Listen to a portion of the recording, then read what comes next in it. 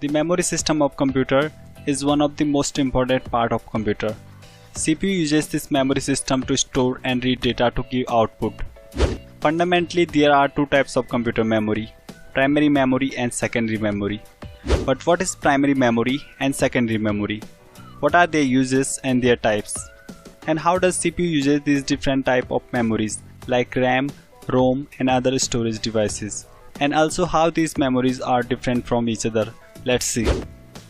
There are two type of memory in computer, primary memory and secondary memory. Let's start with primary memory.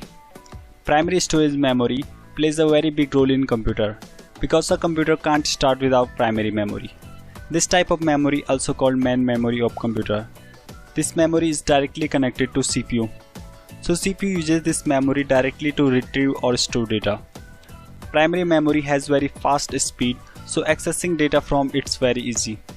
The main two type of primary memory is RAM and ROM. We will talk about this in a while. We'll also talk about CPU registers and cache memory, which is also a form of primary memory.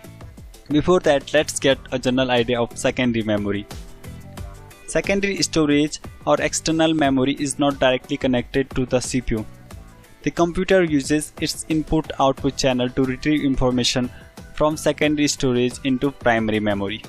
So it takes more time to access data from secondary memory than primary memory. The secondary storage, also called non-volatile memory, because it retains its data even after removing the power supply. Secondary storage devices are important because they store your data permanently until it is overwritten or deleted. In computer, all of user files and data is stored in this memory. Also, secondary storage devices are very cheaper than primary memory. So usually secondary storage devices have more storage capacity than primary memory. But they are significantly slower to read or write than primary memory because they are not connected to CPU directly. There are lots of different secondary storage devices like magnetic storage based hard disk, floppy disk, which have magnetic rotating disk, semiconductor based SSDs and flash drives, which doesn't have any moving parts like hard drives, and optical storage based CDs and DVDs, which uses a beam of light to read or write data. Now you've got a general idea of primary storage and secondary storage and how they are different from each other. Let's get a little bit deeper to understand it better. Primary storage is also divided into two categories, RAM and ROM, which stands for random access memory and read-only memory. RAM is called random access memory because CPU can access any memory cell directly without accessing it sequentially. One of the major differences between RAM and ROM is that RAM is volatile memory, means that when you power off your computer, the data stored in RAM is erased, so it's also called temporary memory. While on the other side, ROM is permanent memory or non-volatile memory, and stored data doesn't changes and remains same always because this is the read-only memory and you can't write on this memory. ROM contains important system files that required for system to boot up, and it also performs major input-output tasks of computer. Different type of ROM includes masked ROMs. These are the very first inexpensive hardwired devices that contain pre-programmed set of data or instruction. Another type of ROM is PROM, means programmable ROM. This type of ROM can be modified only once by the user and not erasable.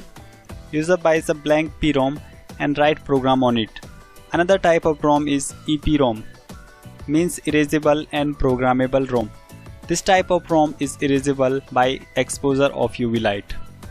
Another type is EEPROM, means electrically erasable and programmable read-only memory. EEPROM is programmed and erased electrically. It can be erased and reprogrammed about 10,000 times. Both erasing and programming takes about 4 to 10 milliseconds. Let's see about RAM. RAM is also of different types like SRAM and DRAM, which stands for static random access memory and dynamic random access memory. The difference between these is the way they store data. Dynamic RAM means DRAM, which stores bits in cells consisting of capacitor and a transistor, needs to be periodically refreshed, while SRAM contains data bits in its memory as long as power is being supplied and doesn't need to be refreshed because it doesn't contain capacitors. This makes SRAM significantly faster than DRAM. Therefore, static RAM is used to create CPU cache memory, while dynamic RAM forms the largest system RAM space. So dynamic RAM is mostly used as primary memory because it's cheaper and have high capacity than SRAM. But this doesn't end here.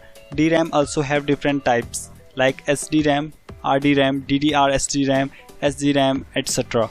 Among these RAM, DDR-SDRAM is currently most used, which stands for Double Data Rate Synchronous Dynamic Random Access Memory. Different versions of DDR-SDRAM are DDR1, DDR2, DDR3, DDR4, out of which DDR4 is the fastest. In addition to the RAM, CPU uses its inbuilt cache memory to retrieve and store data at extremely fast rate. CPU cache memory stores frequently used data and instruction. This cache memory is very small in size. Also, CPU has a register which is very smaller and faster than any other memory in computer and hold very small data in processor core. So let's summarize all of this. So CPU firstly looks for required data or instruction in its register. Then it looks in cache memory like level 1, level 2, level 3 cache memory, whichever are available. If it doesn't find any information there, then it looks in the main memory or RAM. And if it's not there, then system input-output channel copy data from secondary memory into primary memory for further use. Also in starting, we have seen that computer memory are of two types, primary and secondary. Primary memory means main memory, which is directly connected to CPU and have faster read and write speed than secondary memory, while secondary memory or external storage are slower than primary memory. Primary memory doesn't store user data permanently, so it's called temporary memory, while secondary storage stores data permanently. Primary memory includes volatile RAM and non-volatile ROM, and secondary storage includes hard disk drives, SSDs, flash drives, CDs and DVDs. And also we have seen different type of RAM, ROM and their uses. So this was a brief explanation of primary and secondary memory in computer and how it works.